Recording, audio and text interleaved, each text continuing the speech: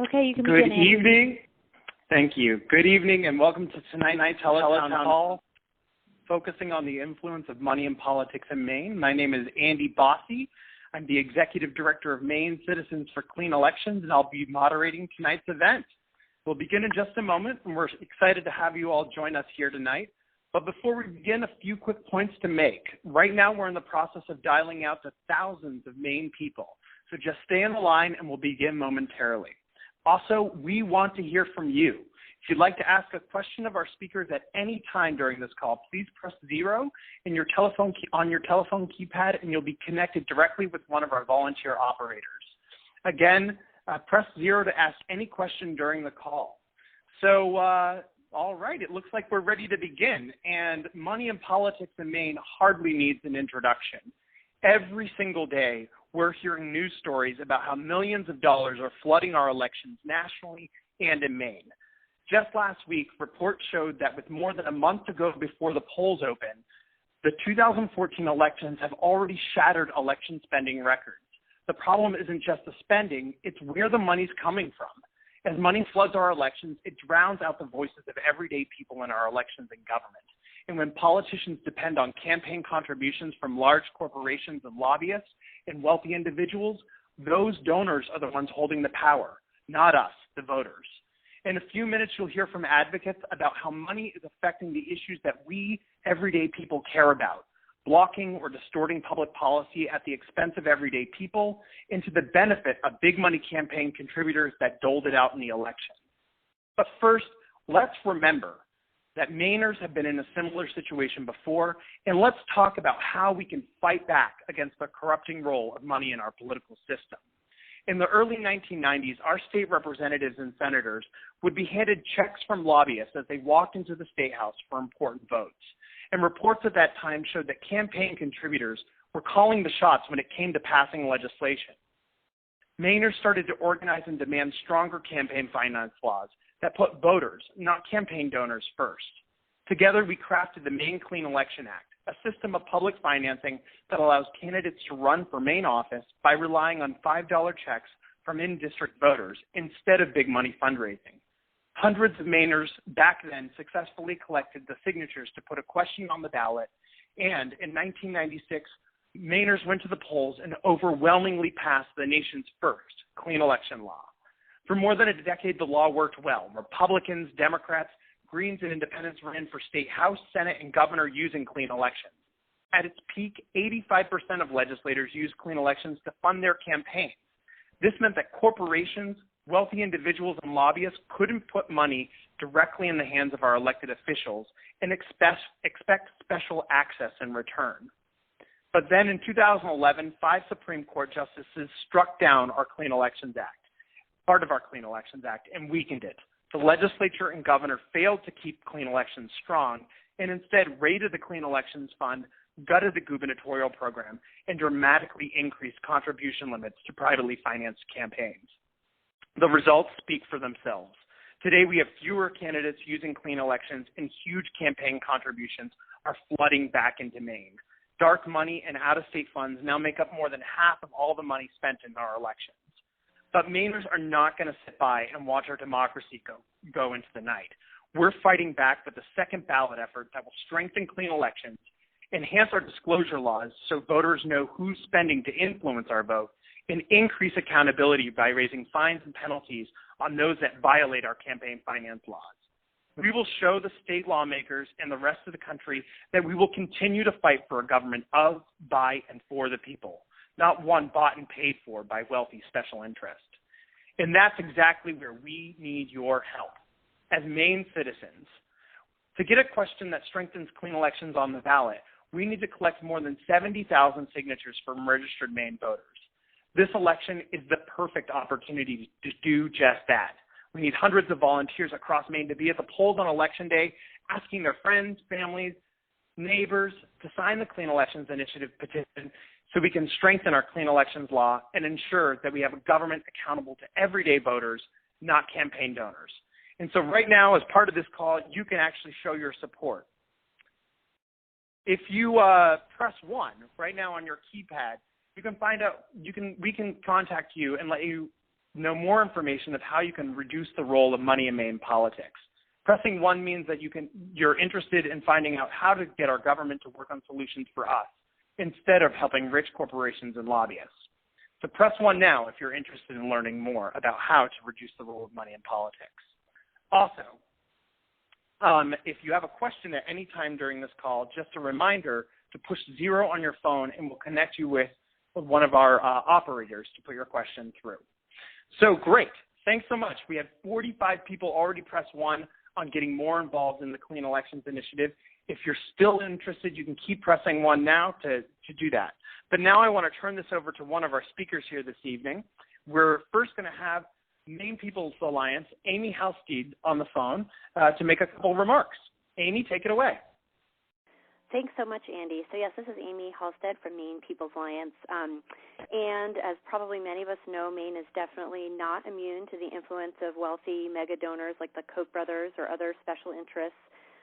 During his tenure, we've watched time and again as Governor LePage has taken the page out of the playbook of peers like Wisconsin Governor Scott Walker, really catering to a corporate agenda and his wealthy campaign donors and putting their interests ahead of everyday Mainers.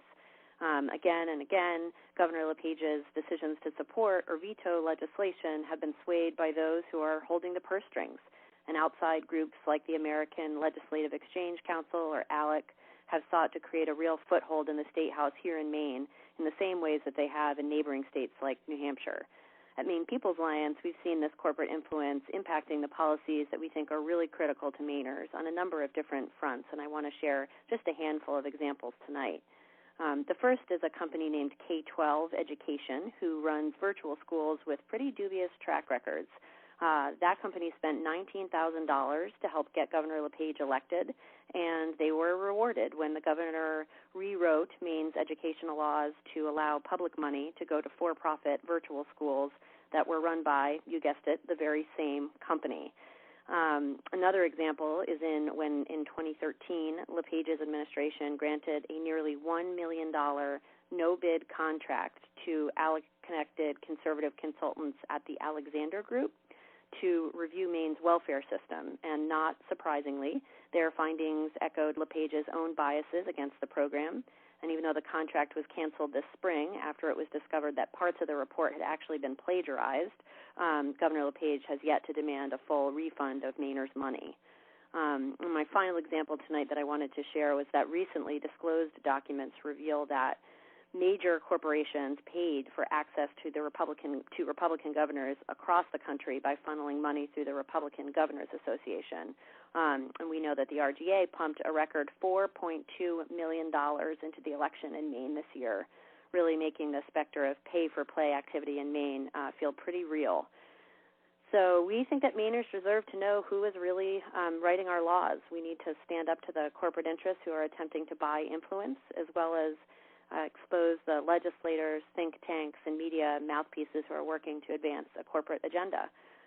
We can do this by stressing the importance of transparency, not just when it comes to candidates and campaign finance, but also in the legislature. And as we enter this next legislative session in which we seek to pass bold, progressive policies that are likely to face very steep corporate opposition, like increasing Maine's minimum wage, for example, our efforts to reduce the influence of corporate special interest money on policy making here in our state will be more important than ever. Great. Thanks so much, Amy. So now we're going to take a question, but let me just remind everyone on the call that you can press 0 at any time, and we'll connect you with one of our operators to get your question to come through to us. So now I'm going to turn it to Shirley Rosen in Portland. She has a question. Shirley, take it away. Okay. We talk about clean election laws and a corporate agenda and things like that. But how, with a Supreme Court that we have that votes that corporations are individuals, how does it work against what we're trying to do? Shirley, that's a great Instead question. Instead of working for us. Yeah, Shirley, that's a great question. Let me turn it over to BJ McAllister, who is our program director here at MCCE. Thank you, Andy, and Shirley, thank you for your great question. We spend quite a lot of time here at NCC asking ourselves that same question. And meanwhile, while we see corporations and outside interests dominate our elections with their vast resources, we're seeing the voices of everyday people be drowned out. So what the Clean Elections Initiative will do, Shirley, is it will allow us to elevate the role of everyday Mainers by allowing Mainers to participate in a Clean Election Act that makes candidates competitive without having to rely on these corporations that you refer to. The other thing we'll do with the Clean Election Act is we will disclose the top 3 donors on these outside expenditures that are coming from these big corporate interests. So at the end of the day, that's how we can fight back against these wrong-headed rulings. We can go to a program that has been historically successful, strengthen that program, and fight back against this outside spending that is reducing the role that voters are playing in our elections. Thanks for your question, Shirley. Thanks so much, BJ. Great. So now we're going to go to one of our next speakers. We have Beth Ahern from the Maine Conservation Voters on the line. Beth, tell us about how money and politics affects the environment. Thank you, Andy. At Maine Conservation Voters, we work to protect Maine's air, land, water, and human health. I want to give 2 examples of Big Money's attempts to weaken environmental protections in Maine. They involve climate change and toxic chemical reform. Addressing climate change and promoting clean, renewable energy is a priority for Maine Conservation Voters, but we are up against powerful opponents. The American Legislative Exchange Council, as Amy referred to, is financially supported by the oil magnate Koch brothers. ALEC wrote model legislation to repeal state renewable energy standards because clean, renewable energy hurts big oil profits. Maine's standard requires that at least 30% of our electricity come from renewable energy sources. Our renewable standard has reduced carbon pollution, generated local jobs and clean energy businesses, and kept energy dollars in Maine. Yet, Governor LePage introduced a bill to weaken Maine's renewable standard 3 times in 4 years by changing the formula that would include massive hydropower from Canada. Thankfully, he was unsuccessful. This is one example of big money influencing policy. The other involves toxic chemicals. Maine Conservation Voters works to get toxic chemicals out of everyday household products. Currently, we're involved in a campaign to get manufacturers to disclose the use of toxic chemicals called phthalates. Phthalates, it's a hard word to say, are used to soften plastics like kids' lunchboxes, shower curtains, and ponchos. They're also used in shampoos, lotions, and fragrances.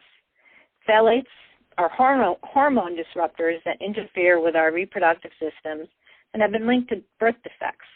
The problem is there's no way for the consumer to know which products contain phthalates. ExxonMobil and other large oil corporations produce phthalates and are also members of the American Chemistry Council, which lobbies against any toxic chemical law reform at the state and at the federal levels. The American Chemistry Council has lobbied to weaken Maine's Kid Safe Product Act, the framework law to protect children from exposure to toxic chemicals in Maine.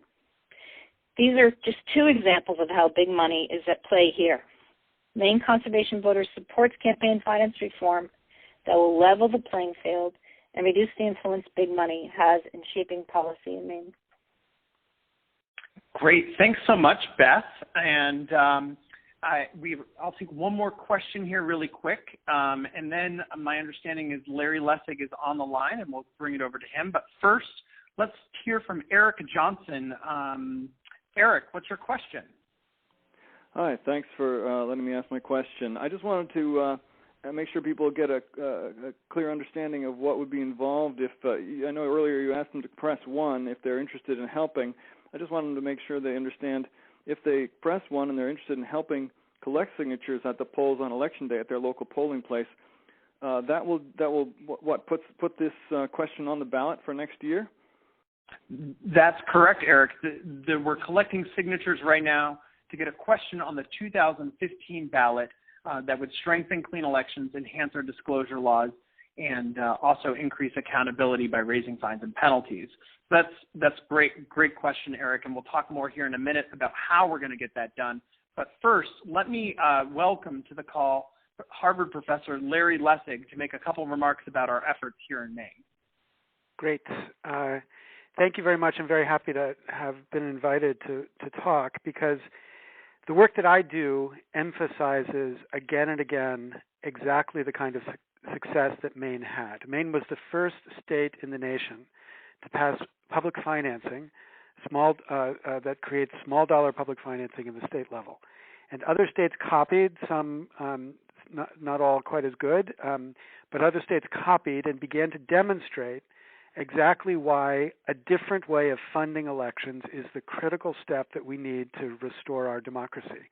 Now, my fear is that too many in the reform movement obsess on the Supreme Court and the Supreme Court's role in causing the problems that our democracy has manifested. And no doubt the Supreme Court bears a large amount of responsibility. But the problem with focusing on the Supreme Court is that it quickly leads people down a path of impossibility, because they think the only way to address the Supreme Court is to get a constitutional amendment, and we see what happens when Congress tries to pass a constitutional amendment, so there's nothing we can do. And they become resigned to the corrupt system of our government, and they believe there's no progress that's possible. But what Maine demonstrated in 1996 was exactly what is possible, which is perfectly constitutional alternative ways to fund campaigns, which even if we got the Supreme Court to reverse its terrible decisions, we still would need to get democratic institutions to adopt and to ratify into law.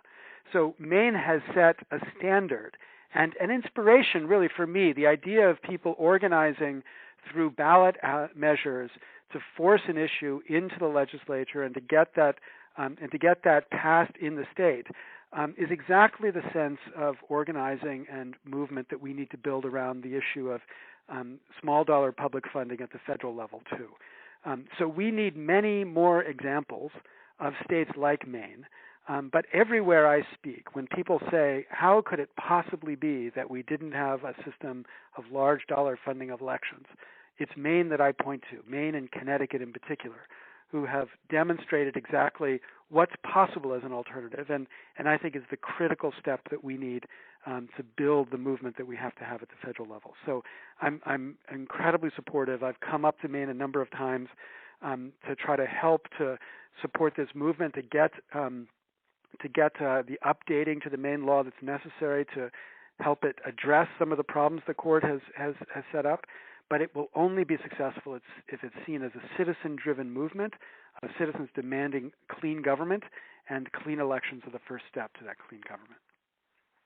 Excellent. Thank you so much, Larry. And what a great way of bringing up our next poll question that we're going to ask folks. If we want a strong Clean Election Act and not only show this state, but this country, we need to make sure that people are willing to volunteer at the polls on Election Day, collecting signatures to get this question on the ballot. So if you press 1 right now, you're indicating that you're willing to volunteer with the Clean Elections Initiative at a polling location this Election Day. So we just opened the poll. Folks, you can press 1 for a while. But next, we're going to take a question from Diane Smith. Diane, what's your question? I think you're from Cushing, Maine. Yes, I'm just wondering, what is the plan to gather the 70,000 signatures? That's quite a goal. Thanks so much. That's a great question, actually. And I'm going to turn it over to, let's see, B.J. McAllister. You want to take this one? Sure. Diane, thank you for taking the time to join this call and ask that important question. I won't take up too much time talking about this, but Diane's right. 70,000 signatures is a tall hurdle, but it's not impossible. We've seen it done before in our country, and it's when people feel as though they need to fight back against a system that is not working for them. So we're going to achieve this goal of collecting 70,000 signatures by being at 200 polling locations across the state.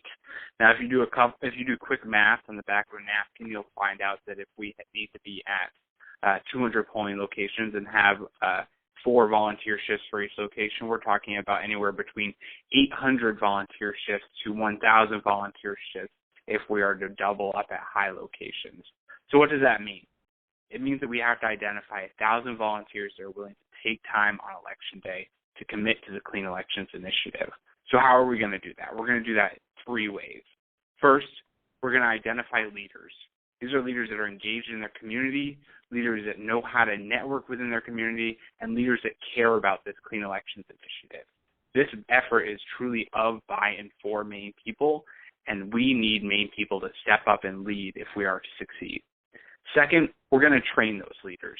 We've got a series of trainings that are happening around the state, in each corner of the state, to ensure that the folks that are stepping up for this campaign not only are ready to succeed, but also know how to talk about this issue to their friends and neighbors and know how to recruit volunteer teams to ensure that we are truly pushing forward an effort that puts Maine people first.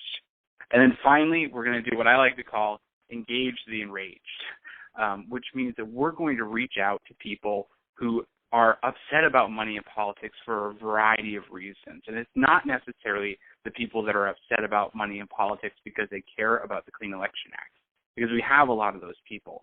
But these are the people who are seeing the reforms that they care about be blocked, whether it's Caitlin from Northern Maine who had to drop out of school because she couldn't afford her student loans because Fannie Mae and Freddie Mac are able to lobby ridiculous student loan policies. Or if it's Stuart, who had to fight against brain cancer because cell phone companies do not have to label radiation issues. Or even if it's some people within our own staff who have traveled around the world to see what people are willing to do to fight for democracy. We have something special here in Maine, and this issue is unique because we're able to engage people where they are. Whether you're a Democrat, Republican, Green, or Independent, big money is blocking the reform that you want to see. And those are the people we have to engage to fill those shifts. So thanks for your question, Diane, and thanks for taking the time to join this call. Thanks so much, BJ. So just a reminder to everyone that if you want to ask a question, press 0, and we'll connect you with an operator. We have quite a few people in the queue, but welcome more. Next, I want to turn it over to Ann Luther with the League of Women Voters to make a couple of remarks. Thanks so much, Andy. The League of Women Voters is a nonpartisan political organization that encourages informed and active participation in government. We never endorse parties or candidates, but the League of Women Voters is proud to join the fight for a stronger clean election law. Listen, this country was founded on the ideal of one person, one vote, and we are today part of a long tradition spanning almost 2 centuries of work to realize that ideal. From the elimination of property qualifications for white men, through the abolition of suffrage qualifications based on race, to granting women the right to vote, outlawing poll taxes and literacy tests, and finally extending the franchise to anyone old enough to serve in our armed forces. Alas, almost 100 years after the founding of the League of Women Voters, and despite so much progress, the inclusive democracy for which we work still faces very serious 21st century challenges, from gerrymandering to new voting restrictions. But none of these threats to the ideal of political equality is more serious than the threat of big money in politics. Today, we have more wealth and income disparity than at any time in the last century, and the wealthy are using their money to shape political outcomes. Research at the federal level shows that legislators and policymakers from all political backgrounds are vastly more attentive to the interests of their donors than they are to those of ordinary voters. Although we each get one vote, and some of us have a hard time hanging on to that, we are not all represented with the same vigor. When big money donors spend in political campaigns, they create a feedback loop in public policy that furthers their own interests, deepening the political and economic chasm between themselves and everyone else. Mainers have rejected this type of influence in the past by enacting the Clean Election Act, and we're eager to do it again now. Mainers object to the growing role of big money in politics. We believe government should be accountable to everyday voters, not just to wealthy campaign donors. And we believe the Clean Elections Initiative will restore our first-in-the-nation law. Since it went into effect in 2000, the Clean Election Act has done so much for Maine people. It allowed good people from diverse backgrounds to run for office, It kept candidates focused on voters, not donors, and it allowed legislators to serve in office without strings to big money. Most states do not enjoy such inclusive and open elections. Before court and legislative action, 85% of Maine lawmakers used clean elections to fund their races. That included Democrats, Republicans, Greens, and Independents. Not only was Maine the first state in the nation to have a statewide public funding law, it was also the most successful. And clean elections has allowed Maine to have more working class people serve in the legislature than in any other legislature in the country. That's something to be proud of, and it's worth fighting for. Well, it's been discouraging for us to see the successful program diminished. It is very exciting to see Maine people stand up for the future of clean elections by collecting signatures and getting their friends and neighbors involved. The Clean Elections Initiative is our best chance to restore, strengthen, and ensure the success of clean elections for the next generation of Mainers, and it starts with all of us taking action right now. Please join us. Thank you so much, Ann. We're going to take another question now. Let's go to Peter Garrett in Winslow, Maine. Hi. Yes, I didn't think that there was a very good answer or a very complete answer to the first question, and that is that we have a Supreme Court that tells us that corporations are people and they can contribute just like you and I. So how is our new law, I'm afraid I haven't read any of the details, how is our proposed new law going to handle that? Thank you. Well, thank you, Peter. This is a great question. I think what I'm going to do is I'm going to bring it over to Larry and ask him to talk about what we can do within the current confines of these court rulings to strengthen democracy and to get to Peter's question here. Right. I mean, this is part of what I was talking about when I was suggesting that I think that too often people in the reform movement are too focused on the courts. Because the reality is, even if the Supreme Court and Citizens United had said corporations are not persons, corporations cannot spend unlimited amounts of money in campaigns, and super PACs are not required by the First Amendment, we still would have a system where the tiniest fraction of the 1%, I think, basically 0.05% of America, are the relevant funders of campaigns, meaning the people who give enough money so that anybody cares about what they think and therefore bend their policies to the wishes of this 0.05%. That tiny, tiny fraction have enormous power in our political system because of the way we fund elections. And so the critical thing at the federal level is for us to fund elections differently. And that's what Maine's law does. Because of the way Maine originally structured its law, and now if it were updated would reinforce this structuring, candidates in Maine can run for the legislature even if they're not wealthy or even if they don't have wealthy friends, even if they can't raise tons of money in order to run. And when they do run, they get to spend their time talking to voters, not spend all their time talking to the tiniest fraction of the 1% who fund campaigns. So this way of funding elections actually makes the candidates much more responsive to the actual voters. And Maine has the most blue-collar legislature of any legislature because people, not just lawyers or wealthy people can afford to run, but ordinary people can afford to be parts of that legislature too. So that is the critical change that's got to happen. Now, it's certainly true that we've got to find a way to cut back on some of the craziness the Supreme Court has unleashed. But it's my view, and I teach constitutional law, and I spent the last 20 years studying this question carefully. It's my view that the court does actually have a way to move back from the edge of insanity that they're standing in right now, and have a strong incentive to do that. So I think it's important to build the recognition for the need to change the way we fund elections as the first important step to be taken. And if Maine does it in Maine's law, that will bolster the movement nationally for the federal law.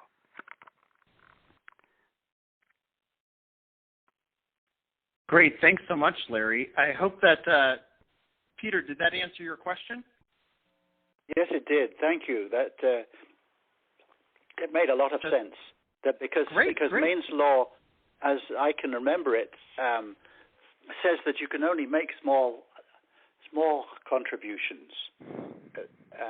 Right.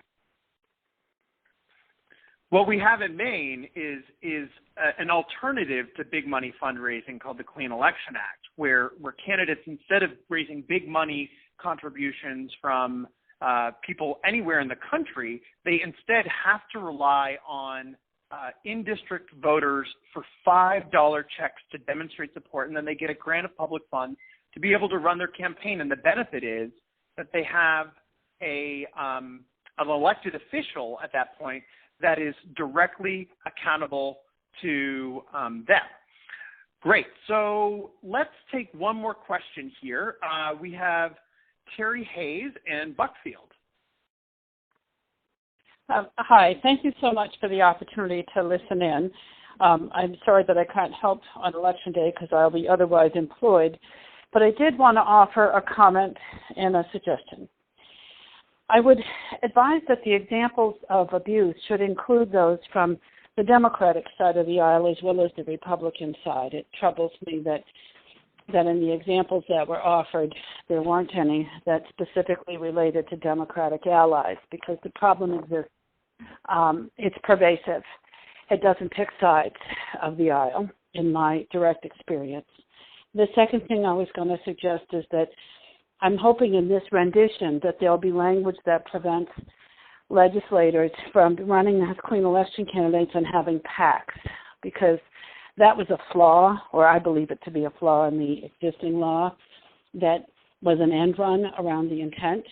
And I think in order to achieve the outcomes that you seek, we would need to correct that flaw this time around.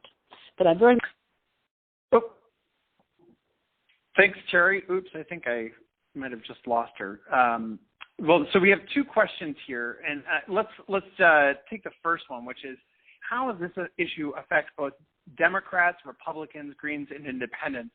And I'm going to bounce this one back over to Larry as well, who's someone that travels the country listening to different people's ideologies and different problems that they see with money and politics from their different political standpoints. Yeah, I think this is a really important point.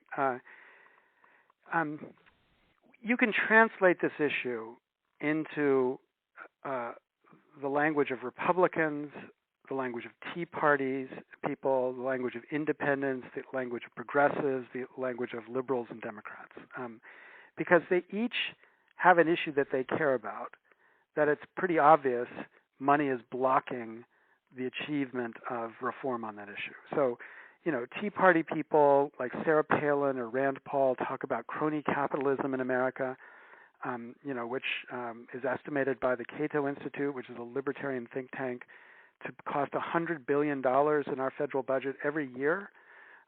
Well, it doesn't take much to get a Tea Party person who cares about crony capitalism to recognize that the reason we have a system of crony capitalism is that that's the return that Congress has to give to the people who are funding their campaigns. And if the cronies were not funding campaigns or weren't called upon to fund campaigns, there wouldn't be any reason to give them these special favors from the government.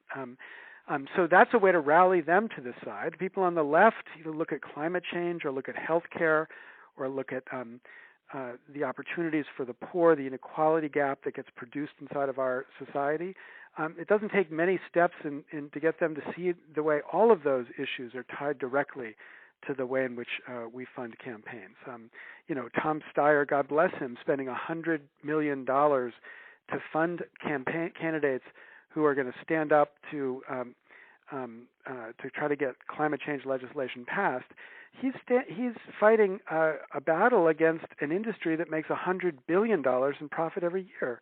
So unless we can find a way to change the role of money in politics, all of these good efforts are just going to go to waste. And what I've found is that when you're willing to speak in the language of the people you're talking to, and recognize, that there are differences of things that they care about, but they can come to see the common enemy that exists between us, and that's the way we fund campaigns. You can begin to get progress towards some recognition of the need to find a solution that gives us at least a fighting chance for the kinds of changes that we want. And my view is this is the critical step necessary to win, because if this is seen as a liberal issue or seen as just a conservative issue, we can never win. But if it's seen as a cross-partisan, citizen-first issue, before we're Republicans or before we're Democrats, we're citizens. If we're citizens first, then I think we can get the movement necessary to be successful. Thanks, Larry. I think this brings up an important part. In the past few years, we've seen the rise of both a liberal group, Occupy Wall Street, but also a conservative group, the Tea Partiers, and both of them share the same message, which is taking our government back. So whether you want to reduce red tape in government or have a clean environment or whatever your issue is, money is distorting the lens by which our elected officials are going to get done. And nothing that we want to get done is going to be possible as long as the funders don't want it to be possible. So I think this is going to turn us to another poll question here. So right now, what we're going to do is, if you're interested in attending one of our volunteer trainings around the Clean Elections Initiative, you can press 1 right now, and a volunteer would follow up with you about a local training. We have 4 of them across the state. So press 1 if you're interested in attending one of these volunteer trainings. I think we have one in Bangor, Lewiston, Midcoast. There's one in Portland. And I think we're even trying to line one up for the MDI area. So press 1 now if you're interested in attending one of these trainings, and we'll follow up with you. I was just confirmed we are having one on the Mount Desert Island area as well. So that's great. So, and also one more reminder. If you have a question right now, please press 0 and you'll talk to one of our operators. I know BJ is telling me that we had a question from Cynthia. BJ, what's the question you heard from Cynthia?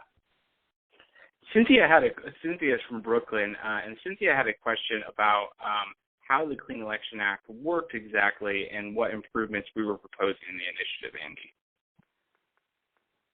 Great, cool. Ann, if you're still there, do you want to answer this question? I am still here. The way the Clean Election Act worked when it was first initiated was that candidates would qualify for public funding by collecting a certain number of $5 qualifying contributions. And once they qualified, they would get an initial distribution. And then if they were outspent by a privately financed opponent, or if there were independent expenditures in opposition to them in their race, they could get what was called matching funds. It was the matching funds piece that was struck down. And so where we are left today is that the candidates who qualify for clean elections can get their initial distribution, which is really quite low. And if they are outspent by a privately financed opponent, or if they have independent spending against them, they're left completely helpless, flat-footed, unable to raise any more money or remain competitive in that race. So our proposal is to allow those candidates who qualify for public funding to continue to collect $5 qualifying contributions and to continue to get additional supplemental public funding in their race so that they may remain competitive in a highly competitive race. That's a proposal. Does that answer the question, do you think? Yeah, I think it does. I know we can't get Cynthia on now because of a technical difficulty, but I think that's pretty good. I'm going to ask, let's see, another question here. Let's go to Carmen in Thomaston, Maine. Oh, yes. I just wanted to say, Andy, that the second part of a question that I don't remember her name, who called a few questions back, was about leadership PACs. And I just wanted to say that our former Senator Olympia Snowe has come out to say that leadership PACs in the long run have got to go. Perhaps we can't do this this year, but we have to keep that in mind, that they will have to go in the long run. Thanks very much, Carmen. I'll take a little bit of a stab at this. So I think what Terry and Carmen brought up is this idea that legislators can have these PACs that they raise money into, and it's the opinion of Maine Citizens for Clean Elections that there is a problem with the obscene amount of money that is raised into these leadership PACs by lawmakers, and that we have to address them. Unfortunately, it's not included in this particular legislation right now, but we are fighting on the state level in the legislature to address that issue as well, and we're definitely going to need volunteers to help us fight in the State House to do that later on. So thanks, Carmen. So let's do one more question here. We have Mary Ann in, I believe it's Freeport, Maine. What's your question, Mary Ann? Yes, I'd like to know how many state legislators or what percentage of people running for state legislature are registered for clean election funding? That's a great question, Mary Ann. Let me bat this one back over to Ann Luther at the League of Women Voters. Well, this is Ann. At its peak in, I think it was probably 2010, 85% of elected legislators used public funding. In the Senate, that figure was 94% and included virtually all Republicans, Democrats, and independent senators. I think there were only 2 senators that year. By far the majority of members of the Senate, and it was way over 3/4 of the members of the House of Representatives as well. Today, that number is, I believe, under 60%, and Andy and BJ can correct me, but it has been difficult for candidates in competitive races to elect the clean election option because they know that if they're in a competitive race, they may not have the resources they need. BJ, you want to weigh in on this? Thanks, Ann. Sure. Thank you for your question, Mary Ann. And I think that you touched on something that's really important. Not only are we looking at state legislative candidates, but we're also looking at a gubernatorial program. If there's one office that is most important not to be subject to special interest influence, it's the office of the governor. And for the first time since the inception of the Clean Election Act, we do not have a gubernatorial clean elections program, and what it's offering is a snapshot of what Maine might look like without clean elections. And after doing some research in the most recent reports, what we found is not only do we see more money being raised than ever before, but we've already seen 4 times the amount of out-of-state money pour into this gubernatorial election in the coffers of the campaigns than in the entire 2010 election. So if you want to see what Maine might look like without clean elections, this gubernatorial race is a perfect snapshot, and I'll tell you, it's not pretty, and it's not about Maine voters. So thanks for your question, Mary Ann. Thanks, BJ. So let's do one last poll question here really quick. So we talked a lot about the 200 polling locations that we need to cover to collect these 70,000 signatures, And so right now, if you are interested in being what's called a poll captain, and we'll help you through this, but adopting a poll location of your own to make sure it's covered from open to close on Election Day, please press 1, please press 2, or apparently either 1 or 2 will work. So press 1, and we'll go from there. So again, this question is, if you're interested in learning more about being a poll captain, adopting a poll on this Election Day, press 1 right now, and we will follow up with you about how you can do that. Great. So speaking of polling locations, we need a poll captain in Searsport, and our next caller is actually from Searsport. So let's take this one last question and from Meredith, and we'll go from there. Hold on one second, Meredith. Take it away. Hi, my name is Meredith. I'm from Searsport. And my question is, I'm active in my community. I support local candidates. But when I am going out and canvassing, I very often come to people who have received all their political information from very biased sources like Fox News. And it's very difficult to have a rational conversation with them because they believe in facts that are not accurate. And it's very hard to talk to them. And I was just wondering if you have any advice on how to talk to people who have gotten their information from faulty sources. That's a good question, Meredith. Larry, do you want to take a stab at this? It's really hard because one of the very unfortunate facts of modern media is that there's basically people have their sources and they will not listen to people who question the basis of their sources, even if there's pretty objective evidence that those sources are really flawed. I mean, one of the most amazing sources for the kind of craziness in current political talk is these chain emails that there's actually websites devoted to demonstrating the falsities in these emails. And if you get one of them and you just basically plug the whole email into Google, you can find these websites pretty quickly, and they show you exactly the lies that are being told in them. But especially for older people who rely on this as the way that they get access to information about politics sent to them by what seems to be friends, like my father, for example, they become quite worked up because they believe what's being told to them is the truth. I don't know how many times I've tried to convince my father that no, in fact, Barack Obama is not a Muslim from Africa. But he shows me the emails that prove on the opposite side. And I think the only thing to do is to engage with them patiently and respectfully and with the facts, and not kind of question them, and to focus on the facts and the sources. But it's not easy because we don't have a common basis to rely on, and that makes the fight all the more difficult. Great. Thanks so much, Larry. So I think we're getting towards the end of our call here.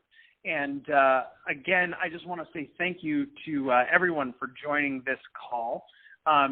We are gearing up for an election day that's really important. As you know, we're looking to cover all these polling locations and not only show Maine people, but the nation that we can and will do something about this money and politics issue.